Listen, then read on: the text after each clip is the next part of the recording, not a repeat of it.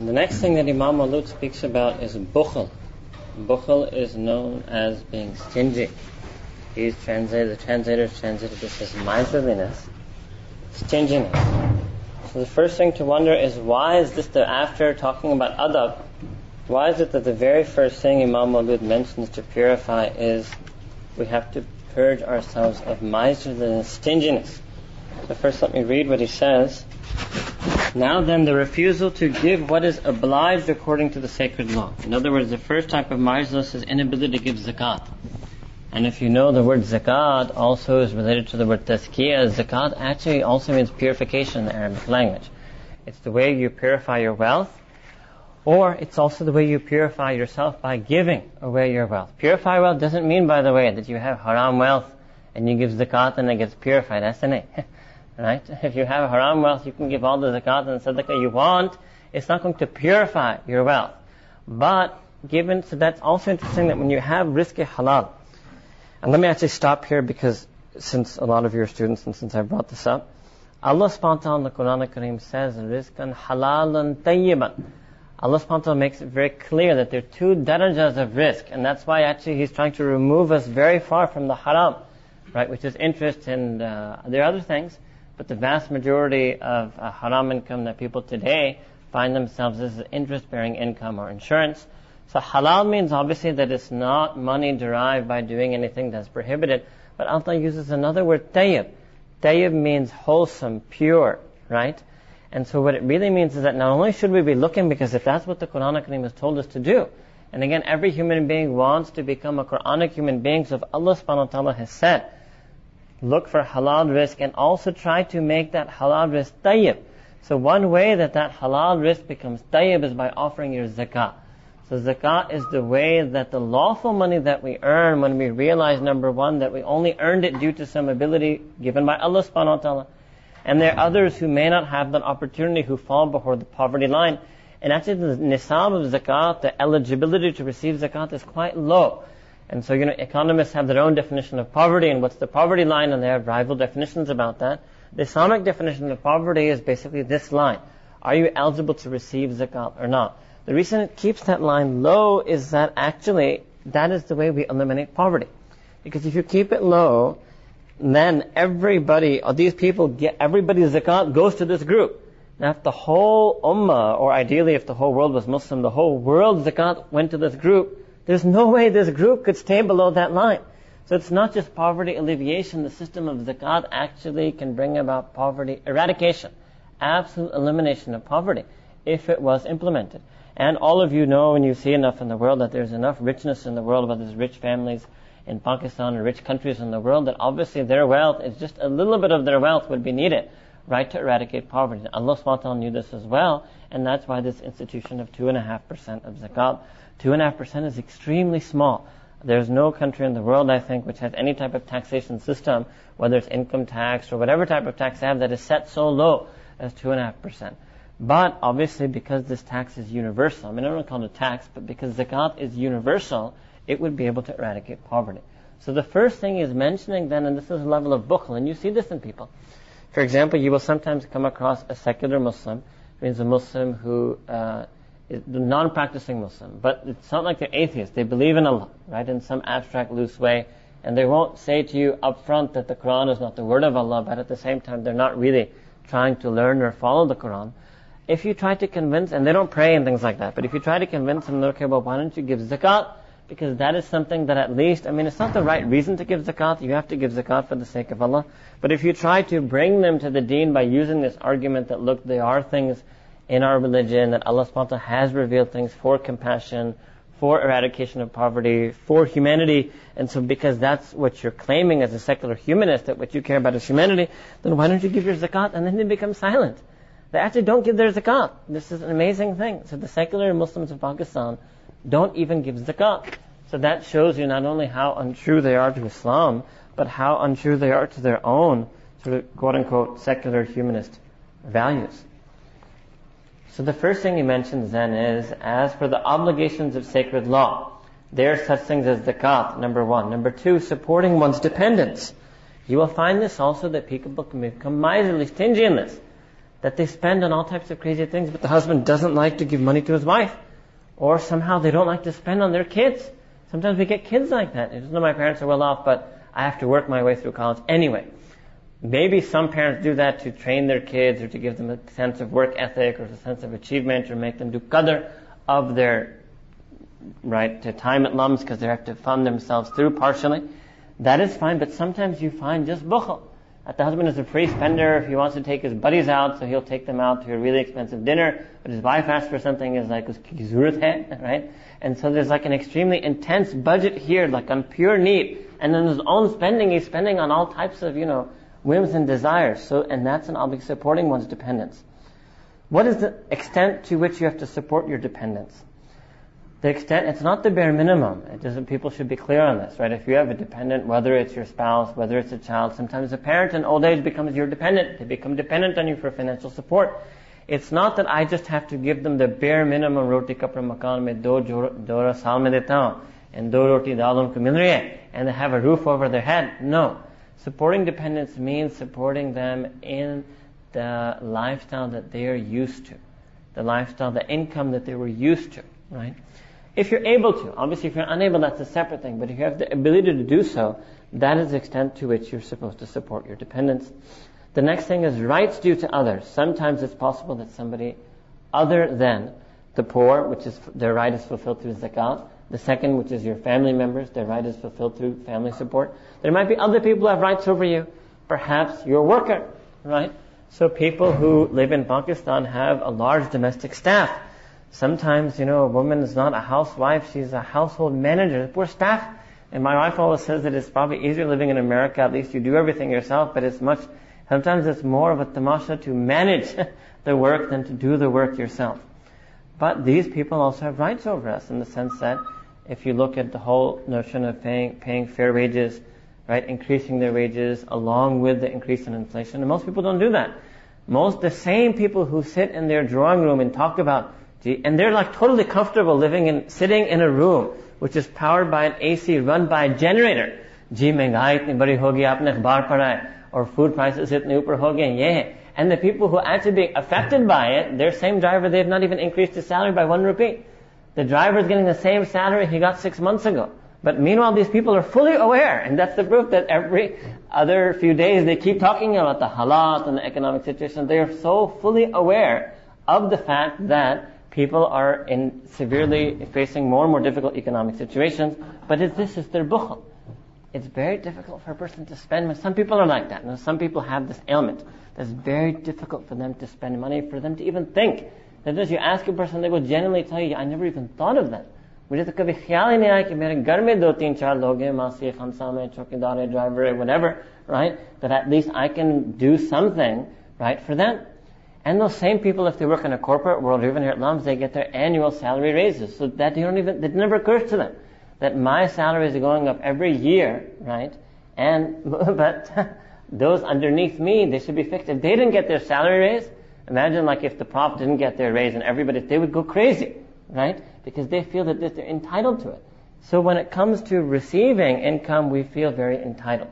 But when it comes to dispersing or spending, if a person feels that they're very stingy or very limited in their spending, so this is known as bukhal, alright, as miserliness. The next thing he says is relieving the distressed. Relieving the distressed is referring to a whole other area in our deen, which is sadaqah. Sometimes what you call a khairat, right? It means voluntary charity. So it's not mandated charity, it's zakat, that's obligatory, right? But many times a person will see in this ummah, sometimes even there's a need for more than zakat.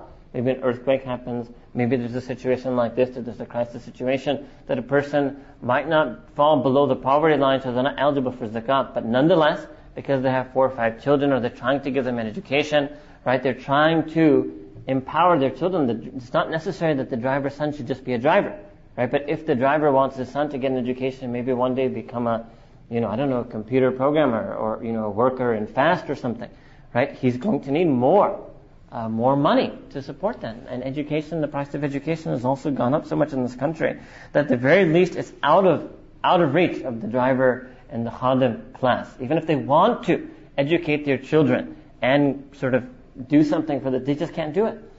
So relieving, right, others. These are all areas in which sadaqah has to be done. This is also part of our deen because the Prophet said in a very famous hadith that you should love for your fellow Muslim what you love for yourself, right? And what we love for ourselves isn't confined to just getting out of the zakat line, right? How many of you tell your parents that Abu Ammi, I'm just going to make enough ताकि मैं zakat को मुस्तहिक न रहूं? They look at you like you're crazy. ये क्या अजीब फलसफा आप लेकर आए, right? I just want to make enough such that I'm not worthy of receiving zakat, but that's it.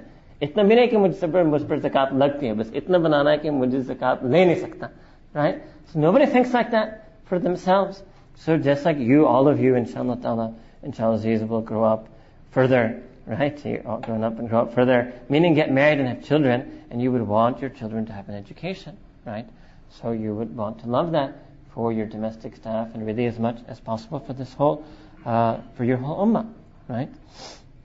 Examples of virtuous merit include not nitpicking over trivialities, right? Sometimes, right, a person really nitpicks, right? Especially in the domestic level. So you're shopping, if a woman wants something and you're like, well, look at that's like 50 rupees less. Why are you, I mean, very vulgar English term, but why are you fighting so much over such a small increment, right? Such a small increment. Does it make sense? Right? So nitpicking over trivial expenses. Avoiding this is even more important with respect to a neighbor, a relative, or a wealthy person. This needs to be explained. Number one, neighbor, right? All of you must have heard, right, this very famous many hadith that the Prophet ﷺ has given so many rights over neighbors, such that the Prophet ﷺ himself said that Allah Ta'ala kept inspiring me with so many of the rights of neighbors that I thought Allah Ta'ala was going to reveal that the neighbors also get a share in inheritance, that they're that close to you, right? And that means sometimes being generous, right? So it's not just financial generosity. Miserliness and stinginess isn't just about financial stinginess. There can be other ways that a person is stingy, right? So to be a bit generous if your neighbor needs something, your neighbor wants something, right? To be open and generous and sharing towards your neighbor. Relative is obviously understood, right? This is even more important with respect to a wealthy person. What would this mean? Who wants to take a shot? Why in the world would, you'd say for a wealthy person, why do you have to be generous towards them? That should be one place where I should be allowed to be stingy. Can't I be stingy when dealing with a wealthy person?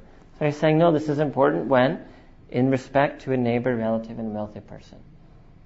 Right? Actually, this is specifically about the nitpicking over trivialities. It means that if you have a financial ability, and the other person on the other side also has financial ability, then for you to get caught up, right? You see a lot of fights and disputes come in financial matters, and they come over the most trivial and minor in the fine print of the thing. And so we don't want to structure a system of financial dealings in which people get caught up in finding these loopholes and getting upset with one another. Then you have massive litigation, you have massive anger, resentment, distrust. So when two wealthy people are dealing with one another, they should also not fall into miserliness. They should also be generous and be open. Next is, or when hosting guests, right?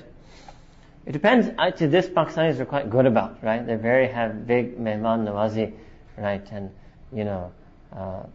the same guy who you're dealing with in the store and trying to bargain down an item, he won't budge an inch, but he'll give you and 5 people bottles, and he'll ask you if you want dinner, and that would set him back like a good, few hundred rupees, which he's not willing to knock off the price of the item, but because he views you as his guest, right?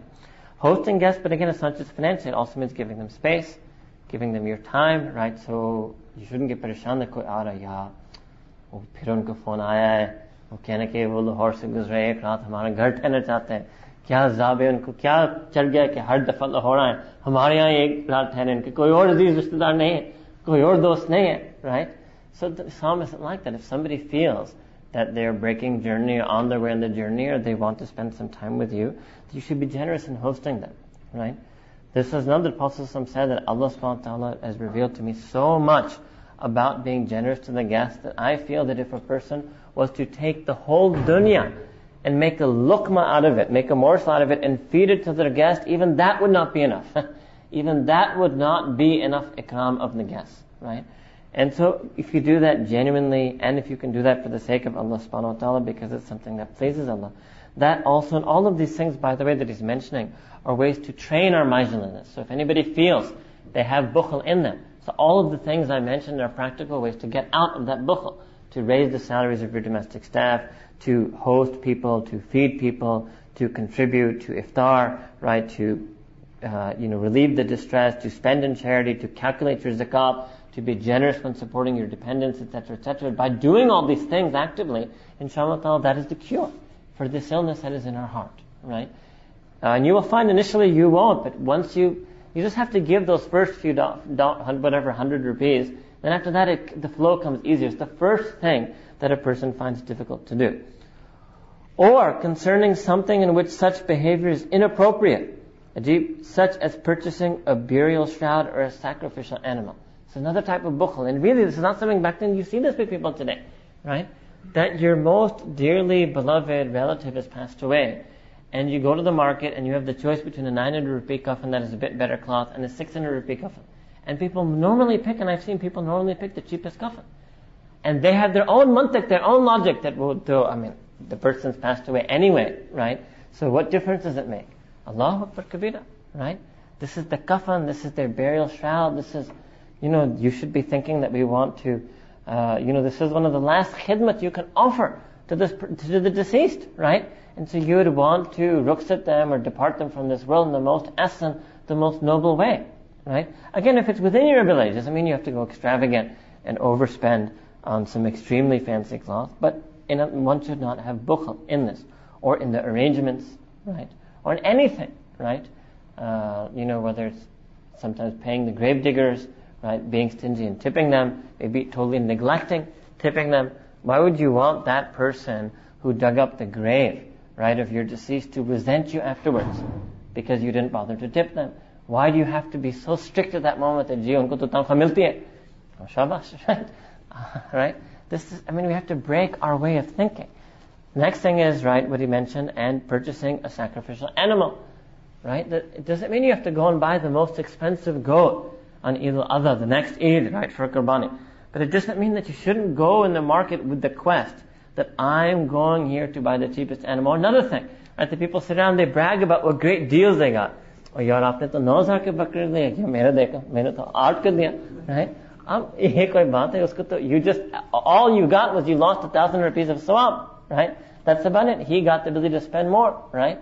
So this whole thing of financial championship and this and that, that's not the way we approach it. Our religious spending, right? When you're purchasing a sacrificial animal, that is money you are spending for the sake of Allah subhanahu wa ta'ala. Yes, surely, right? If you had bought that bakra in some other type of the year, it would have been 6,000 rupees. And because, in these days, it would have been 9,000 rupees. And because it's Bakrid, he's charging you 10,000 rupees. To get so offended. Literally, you go into that, maybe women, you go into that maidan, and you guys don't also, you have the 5-star zibas, right? You give it to, what's that place? Kya naam iska? That meat shop? Hazinat, right? You've got like the 5-star VRP ziba. We don't go near the animal, we don't see the animal, but we just sit back and relax, and it's delivered to us all nicely chopped up. If you ever go into the Bakri Mandi, it's zabardast ladai ho rahi hai, right? Bargaining to some extent, fine, is permissible, but people really get upset, they get offended, tempers get flared, they walk away in a huff. Allahu Akbar, right? Do you really want to all of that? Was it really worth 1,000 rupees? Maybe fine, after fighting with 5 people, you found one poor fakir who's traveled from really far away and brought his bakras to Lahore, and he's really so poor that he's willing to give it to you, even though he knows that all of his buddies, right, he's underselling them and losing 1,000 rupees. And he will be sad at that. Don't think when you walk away, you're so happy. Your happiness is coming at that person's. He will be a little bit sad that, gosh, maybe kuch jagrelo hota. Shayad mujhe ye bakre 9 ke bajaye 10 se bekte. But I would have more, because these people, they live off of months. You don't understand this Eid season for them, this Bakri Mandi, is not just like a day's wait. This is something they prepare for the whole year. They herd they farm their goats, they raise their goats, they make dua that their goats become larger and go quicker, because sometimes, literally for some of them, they live the whole year off of it. Some of them live a few months off of it, right? And for us, what is that extra 500,000 rupees? Right? You can make niyat chalo, I'm paying a bit more, making this person happy, and you look at that person you're buying from. Look at him. What is he going to do with that money? Is he going to blow it? Right? Is he going to blow it and go out for dinner at Cuckoo's for 600 rupees with extra 600 rupees you give him? That's what you guys do with the extra money. Allahu Akbar, no way. Look at him. If you give him an extra 1,000 rupees, he's not going to be blowing it. It's just he's going to be using it on basic things of life. right? So there's nothing wrong with paying a little bit more. You leave him with a smile, you leave with a smile, right? So I'm showing you all types of ways, right, that bukhal, that miserliness and stinginess happen in a person. Or purchasing something you intend to donate to the needy. I mean, look, this is like you think this was written in 2008, right? That, okay, there's an earthquake, there's a call for blankets, right? Let's go through my house and find the most nappy blanket to give. Let me find the one with the biggest holes in it to give away. Or if I have to go and purchase something, I said there's a really good tent that could probably shelter these people. Well, why not skimp and get the cheaper tent? Chalo, kuch na kuch katre barish ke aa jayenge, phir bhi to tent to maine diya na, right? This is a cheap way of thinking, right? And again, love for others what you would love for yourself. If you were forced to live in a tent, you would want to have a tent that was good quality. That a tent that was thick enough to give you good shade, that was thick enough to keep the water out, right? So, in purchasing something you intend to donate to the needy, you should also be generous in that. Also be generous in that. Literally, sometimes you find these things, right? When again, it's an example of Eid, that you get a choice, that you can do a gai ke hissa, one share of a cow, or bakri adna, or bakri atla, right? You actually have a choice in the quality of goat that you want to donate. So you would think, I'm saying for us, the bakri adna is for that person who really doesn't have the money, who has enough money such that qurbani is wajib on him, but he is actually having a tough time making ends meet. That's for him. The dispensation for us, right, is to go for the bakri atla because we have the money. I'll give you another example, sadaqatul fitr. That comes in this, right? Sadaqatul fitr, there's a minimum amount, right? And always when the time comes, I get questions, people ask, kya, kitna dena hai? Is it 20 rupees or is it 30 rupees, right? Ab kabhi main keh दूं 30 rupees, yaar usne to 20 rupees कहा. तो मैं कहा sir 20 रुपए का मैं आपको 1000 रुपए कहता हूँ. सीधी सी बात है. You're supposed to give, and it's answered the truth because the Prophet has given different miqdars in dates, in wheat, right? And actually what people do for people's ease, they give the fatwa on whatever would be the cheapest, right? Because sadaqah fitr has to be given by all types of people, right? So for the drivers and for everybody else, the guards, and the people in lower income, they can't really give more than 20 rupees, right? But for you guys, you should be looking at what is it, give me the nisab based on dates. Give me the 600-700 rupees, 800 rupees one. That's what I should do. Everybody should give according to their ability. I should be ashamed that this is a moment of charity, a moment where Allah Ta'ala will be pleased with me, and everybody should give according to their hisab. Why should I descend to giving 20 rupees? So here, purchasing something you intend to donate to the needy.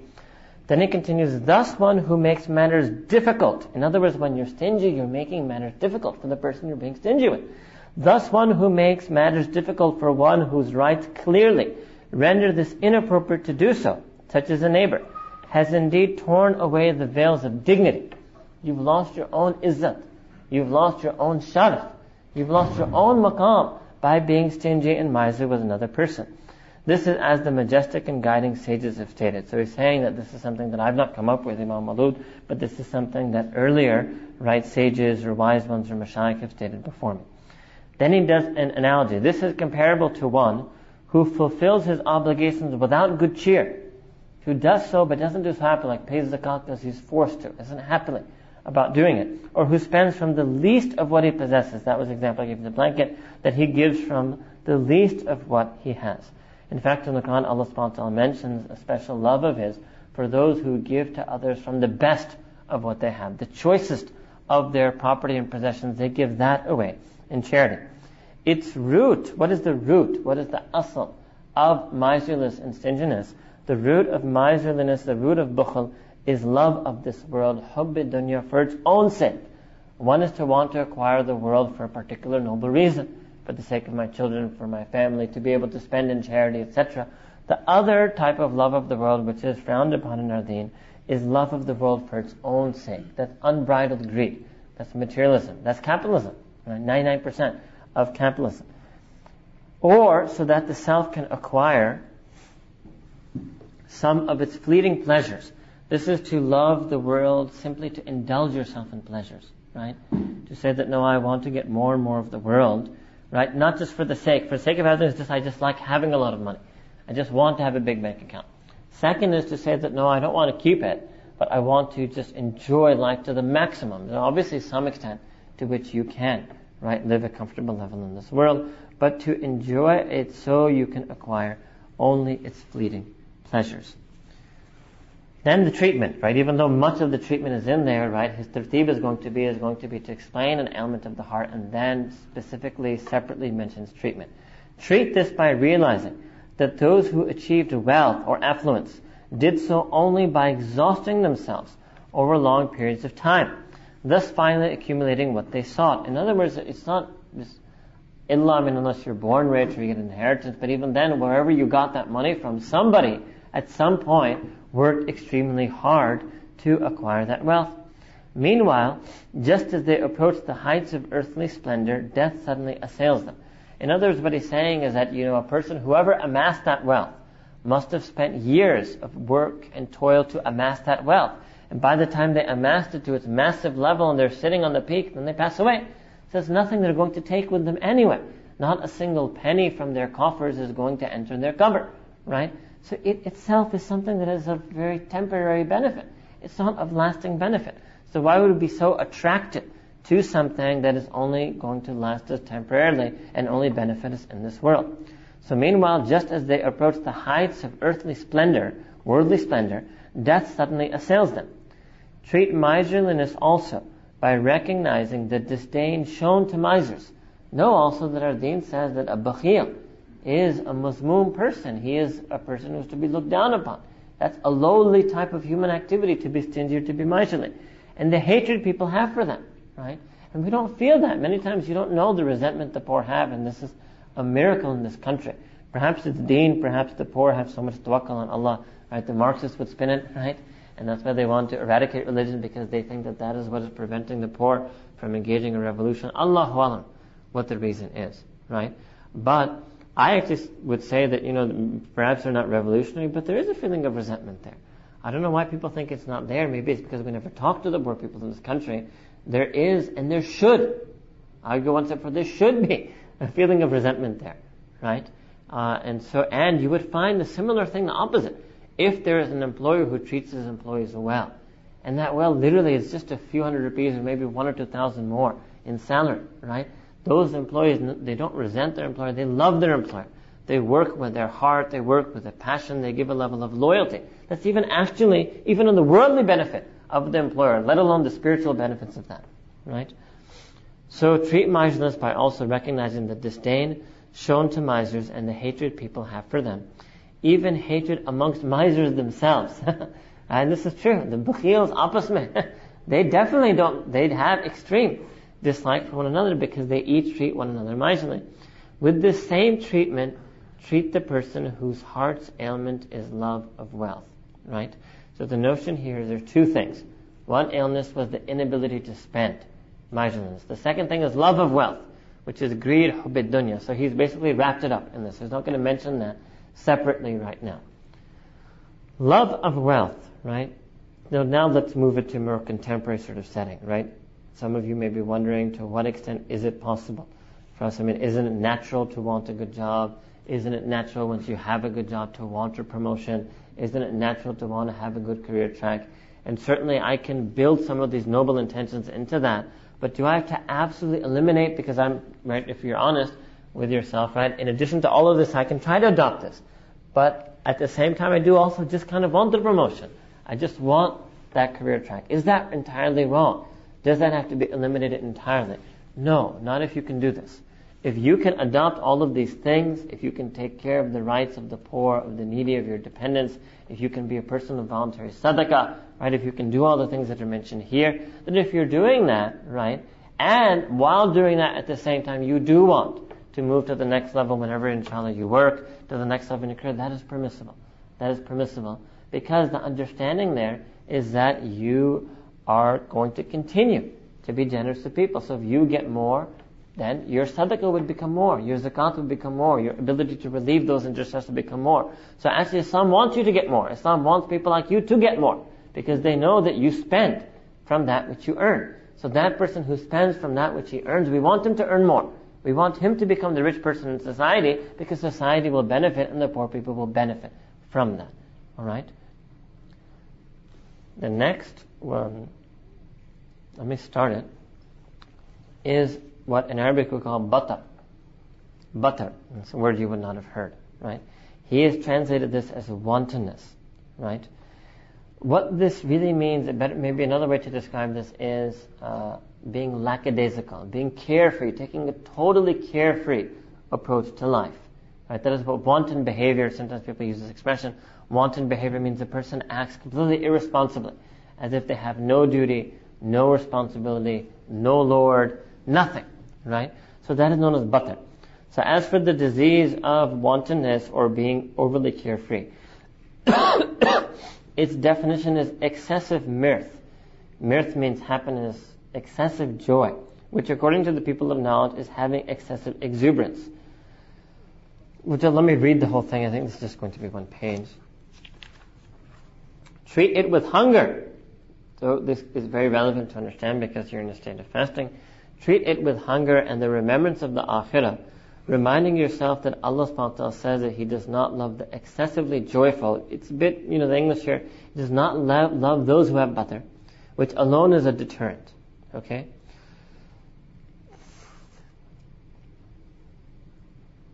How can this be explained? So Allah subhanahu wa ta'ala says in the Qur'an al-Kareem that obey Allah and His Messenger and dispute not amongst yourselves lest you falter and your strength departs from you, and be patient for Allah is with the patient.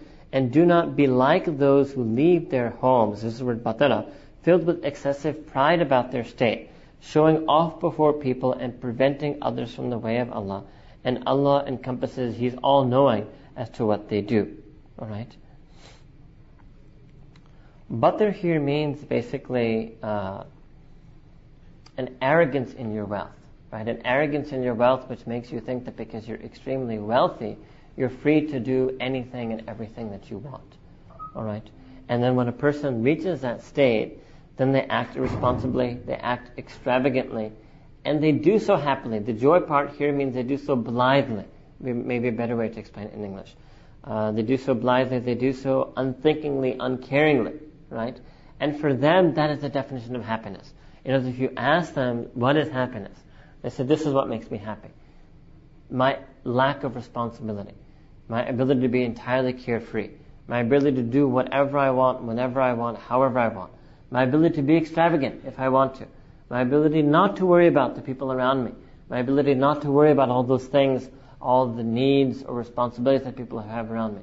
My ability to be immune to the poor. That actually makes me happy. That I'm desensitized to this. That I'm living this life in this mansion in Kent and it doesn't mean anything to me what's going on in the rest of this world. Right? That is batar. Right? So complete wanton behavior, complete irresponsibility. What it has to do here, what's being suggested here, is it's actually numbing our heart. When you fall into batar, it means that we have become desensitized. Morally desensitized, spiritually desensitized. We're just caught up in our own carefree, happy-go-lucky life. Right? We're not, what you say na, dard dil in Urdu. Wo dard khatam ho gaya. Right? And that is a good dard. That is a good thing. So this itself is an illness. And sometimes people will actually, when they snap out of it, they say that, I don't know, I never felt this before. I never felt this compassion before. I never had this dard before. What was it that prevented a person who snaps out of it, if they want to analyze themselves, what was it that prevented my dard from coming before? That is this thing called batar. That's the meaning of wanton behavior, carefree behavior. So that is the second thing that is obviously related to this. Treat it with hunger. The relationship here is that when you fulfill your hunger again, we keep saying this to you over and over again, when you're oversatiated, right, that leads you to be carefree. When you never feel want, hunger is a basic, right, need. And when you allow yourself to feel hungry, you allow yourself to feel a state of want or a state of need. When you never feel that state of want or need, that's what makes us carefree. That's what leads us into this wantonness. So alhamdulillah, right?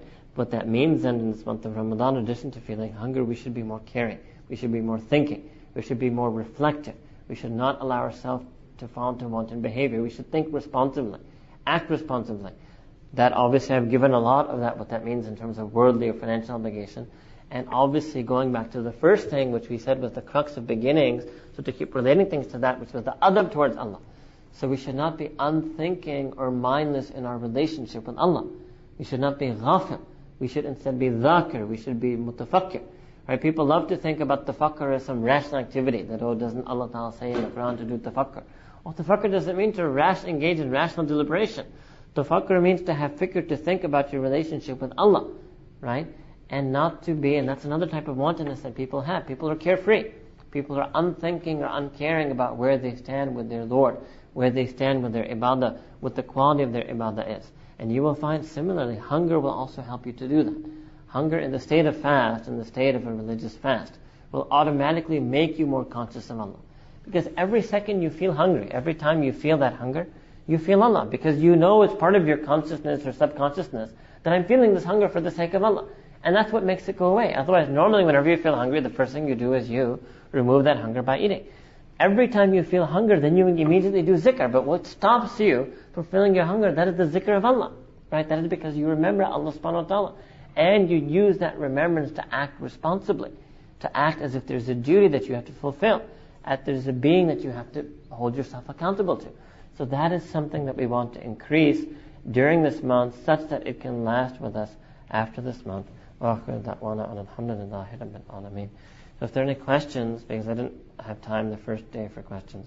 So questions from the first day which are on adab, the beginning of purification, purification itself, process of purification. Questions on today which are ma'jizness, stinginess, bukhal, or wantonness, carefreeness, extravagance, which is called batar. Batar with a ta, right? Ba-ta-ra. Otherwise, you guys can also go. Right? People who don't have questions,